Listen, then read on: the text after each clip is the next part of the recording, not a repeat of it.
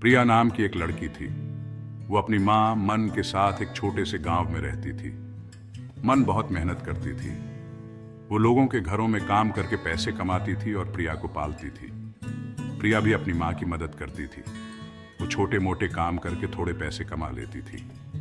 प्रिया को पढ़ाई करने का बहुत मन था, लेकिन गरीबी आड़े आती थी।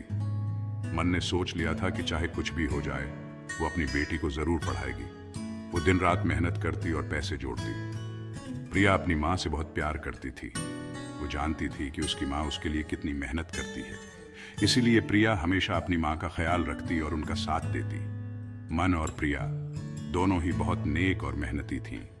भले ही उनके पास ज्यादा कुछ नहीं था, फिर भी वो अपनी जिंदगी में खुश थीं। एक दिन मन काम से घर लौटी। उसके चेहरे पर खुशी साफ दिख रही थी। उसने प्रिया को बताया कि आज उसे ज्यादा पैसे मिले हैं। यह सुनकर प्रिया भी खुश हो गई। उसने सोचा कि अब वो नई किताबें खरीद पाएगी।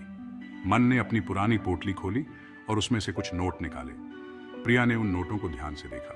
वो नोट उसे पुराने लग रहे थे। उसने अपनी माँ से पूछा, माँ, ये नोट तो पुराने लग रहे हैं। मन ने कहा, हाँ बेटा, ये पुराने नोट हैं, लेकिन तुम चिंता मत करो, ये अभी भी चलते हैं। अगले दिन प्रिया बाजार कुछ सामान खरीदने गई। उसने दुकानदार को पैसे दिए। दुकानदार ने नोटों को ध्यान से देखा और बोला, ये नोट तो पुराने हैं, मैं ये नहीं ले सकता। प्रिया समझ नहीं पा रही थी कि वो क्या करे। उसने दुकानदार से बहुत मिन्नतें की, लेकिन वो नहीं माना। उदास होकर प्रिया घर लौट आई। उसने अपनी माँ को सारी बात बताई। मन को भी समझ नहीं आ रहा था कि क्या करे।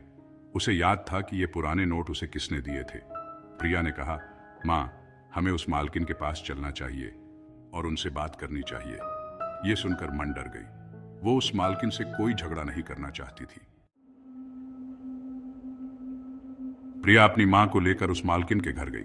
मालकिन ने उन्हें अंदर बुलाया। उसने मन को देखा और कहा, क्या बात है मन, तुम यहां कैसे?